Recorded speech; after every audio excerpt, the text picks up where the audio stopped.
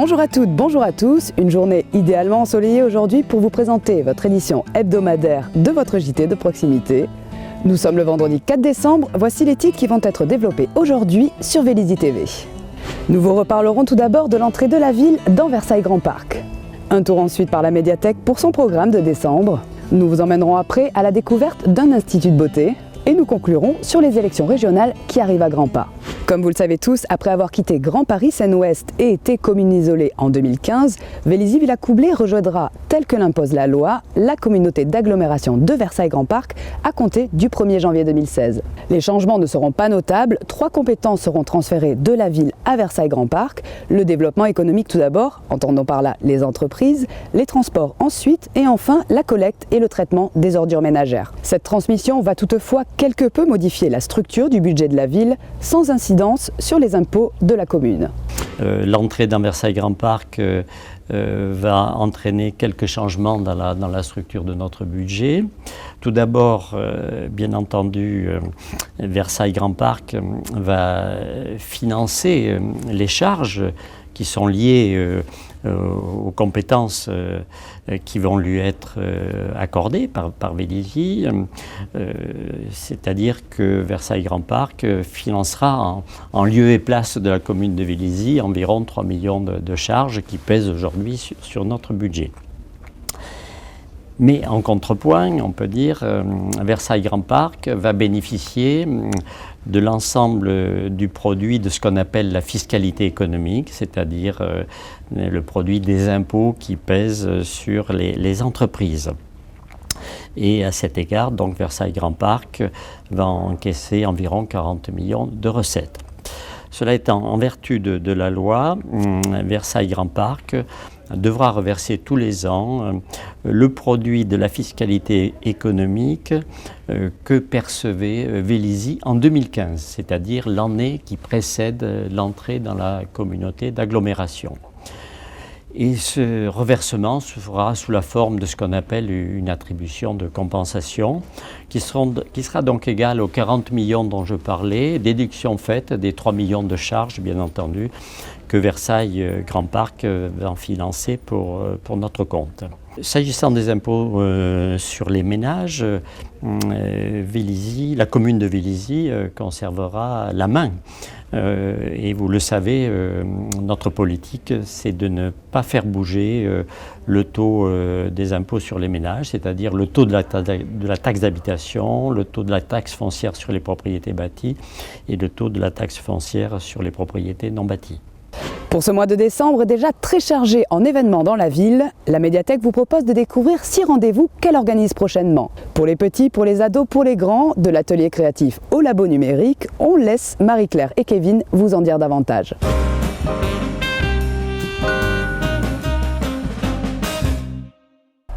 Bonjour. Bonjour, bienvenue à la médiathèque municipale. Nous allons vous présenter, Kevin et moi-même, les activités du mois de décembre. Le samedi 5 décembre à 10h30, nous vous proposons un atelier de fabrication de poésie de papier pour adultes et adolescents. Venez créer des personnages ou des scénettes en papier ancien sur des socles de bois. Le samedi 5 décembre à 15h30 sera proposé un atelier Créadéco. Cet atelier s'adresse aux enfants à partir de 4 ans et sera sur le thème des décorations de Noël. Le mardi 8 décembre à partir de 20h, nous vous invitons à vivre une expérience inédite avec la compagnie Le Théâtre à Lala pour son spectacle Nuit d'encre. Ce spectacle burlesque et déambulatoire vous fera découvrir les coulisses de la médiathèque munie de lampes frontales et cela vous sera proposé dans le cadre de la Fête des Lumières organisée par la ville de Vélizy-Villacoublay. Le vendredi 11 décembre à 19h, en partenariat avec l'Onde, nous vous convions à Udo complètement à l'Est, proposé par la Cordonnerie. Un spectacle musical et holographique sur l'histoire de Blanche-Neige, mais vu au travers des yeux de son père, Udo. Ce spectacle est gratuit mais sur réservation auprès de la billetterie de l'Onde ou de la médiathèque. Le vendredi 18 décembre, nous vous invitons à un atelier Fab Lab à partir de 18h au labo numérique autour d'Arduino. Arduino, c'est un petit circuit imprimé sur lequel se trouve un microcontrôleur que l'on peut programmer soi-même et utiliser dans toutes sortes d'applications de la vie courante comme la domotique, c'est-à-dire les objets connectés que l'on peut contrôler à distance, ainsi que la fabrication de prototypes de robots. Le samedi 19 décembre à 15h, nous vous convions à un atelier généalogie. Partez à la recherche de vos ancêtres avec Jean-Claude Drouin. En espérant vous voir nombreux, nous vous souhaitons de bonnes fêtes de fin d'année et vous donnons rendez-vous en janvier pour de nouvelles animations. Au revoir. Au revoir à tous. Fraîcheur hivernale, manteau, gants ou écharpe ne signifie pas que vous devez mettre votre corps en veille et ne plus prendre soin de vous. Bien au contraire. Nous sommes allés à la rencontre de Sophie et Cathy, esthéticiennes et prothésistes ongulaires au sein de l'Institut de beauté Sophie. Et le moins qu'on puisse dire, c'est qu'elles savent comment vous bichonner. Depuis maintenant 30 ans, Sophie Sambour, esthéticienne de carrière et de passion, dorlote sa clientèle à la recherche de conseils ou soins beauté. Elle est aujourd'hui gérante de son propre institut au 19 rue Grange d'Amreuse et propose des prestations complètes du maquillage au massage en passant même par des forfaits UV. De multiples instituts de beauté industriels comme Body Minute ou Epile Minute ont fleuri ces dernières années.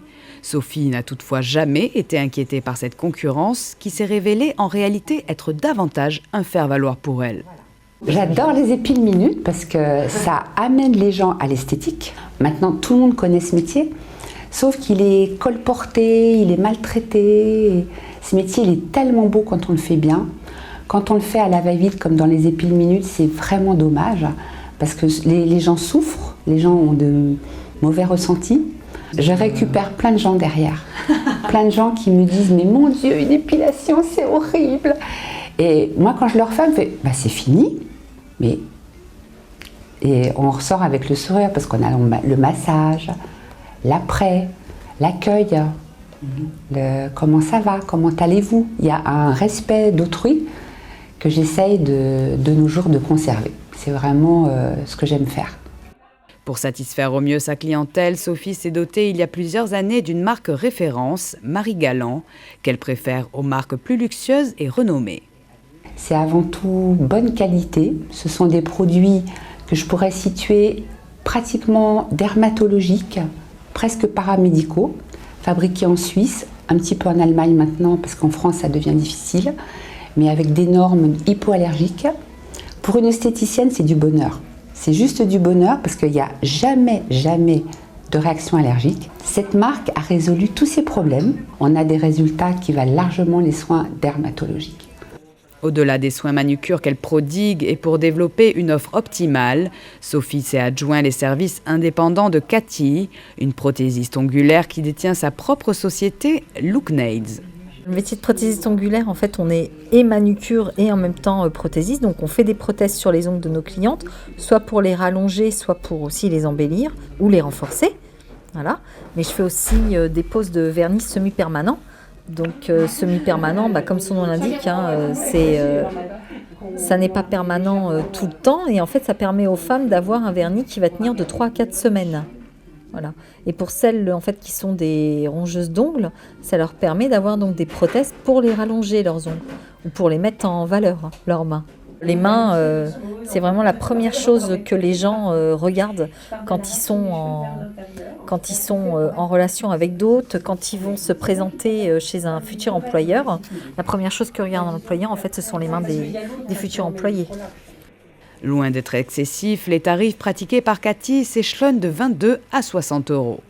Si vous faites un vernis semi-permanent, vous avez une fourchette de 25 €, en sachant que pour les étudiantes, je fais un prix à 22. Et pour les personnes qui viennent en pause, donc pour une prothèse, ça va de 50 à 60 €. S'il y a besoin en fait, de rallonger, c'est plutôt 60, mais en finition incluse. Donc, quel que soit leur choix de finition, que ce soit une French, un vernis de couleur ou quoi. Et si vous voulez, vous avez aussi la possibilité en fait, de faire des remplissages qui reviennent en somme à peu près à toutes les 3 à 4 semaines. Ça dépend en fait, de la pousse des ongles des gens. Et ça équivaut à une enveloppe moyenne de 45 à 48 €. Soucieuse de son métier qu'elle qualifie bien volontiers être toute sa vie et pour chouchouter sa clientèle de près de 500 fidèles, Sophie n'hésite pas à faire de petits cadeaux et à proposer des promotions mensuelles. Pour ce festif mois de décembre, c'est le coffret de crème Marie Galland qui est à l'honneur. Ce dimanche 6 décembre, les Vélysiens sont appelés aux urnes pour voter pour le premier tour des élections régionales. Nous nous sommes doutés que la plupart d'entre vous n'avaient sûrement pas parcouru les 13 programmes proposés. Vélizy TV a donc préparé un petit condensé pour vous aider à voter de façon plus éclairée. Avec 13 candidats de tous partis et des programmes aussi chargés que détaillés, la bataille pour la présidence de la région Île-de-France s'annonce rude et féroce. Petit tour d'horizon des différents candidats avec une sélection des 3 points forts qui agrémentent leur campagne. Valérie Pécresse, candidate de la liste LR, UDI et Modem, promet une rénovation totale des transports en commun dans la région, l'installation de caméras de surveillance dans tous les trains et toutes les gares et s'engage à doubler le soutien au commerce et à l'artisanat. Claude Bartolone, candidat de la liste PS, PRG, UDE, MRC, MDP, écologiste, FD et GE, propose un service de transport en commun 24 heures sur 24, de ne pas augmenter la fiscalité dans la région et l'interruption de toute subvention pour les maires ne construisant pas de logements sociaux. Valéran de Saint-Just, candidat FN, souhaite renforcer la surveillance dans les transports et les établissements scolaires, baisser la fiscalité et que plus aucun repas à connotation religieuse ne soit servi dans les écoles. Emmanuelle Cos, candidate EELV, Cap 21 et LRC, promet de réduire la vitesse de circulation de 20 km pour toutes les limitations, de débloquer 3 milliards d'euros pour un grand plan de lutte contre la pollution et d'engager la région vers le 100% énergie renouvelable. Nicolas Dupont-Aignan, candidat de la liste DLF, propose de garantir le prix du pass Navigo jusqu'en 2020, de n'ajouter plus aucune taxe et impôt dans la région et de développer le concept de pépinière d'entreprise. Pierre Laurent, candidat FDG, désire la gratuité des transports pour les moins de 18 ans, la construction de 100 000 logements par an dans la région et encadrer les loyers dans toute l'Île-de-France. François Asselineau, candidat UPR, promet l'opposition à la privatisation du TER en 2019, la création d'une mutuelle régionale pour les retraités et la réorientation des aides vers les PME et l'artisanat. Nizar Bourchada, candidat UDMF, s'engage à repenser la prise en charge des sans-abri, à enseigner l'entrepreneuriat dès le collège et le lycée et à créer un musée de l'histoire coloniale de France à Bobigny. Dawari Horsval, candidat UC, souhaite la gratuité des transports pour les démunis, le soutien des maisons de santé et lutter contre la fracture numérique. Nathalie Arthaud, candidate LO, désire réquisitionner les logements vides pour les travailleurs, augmenter les salaires et rendre publique la comptabilité des entreprises.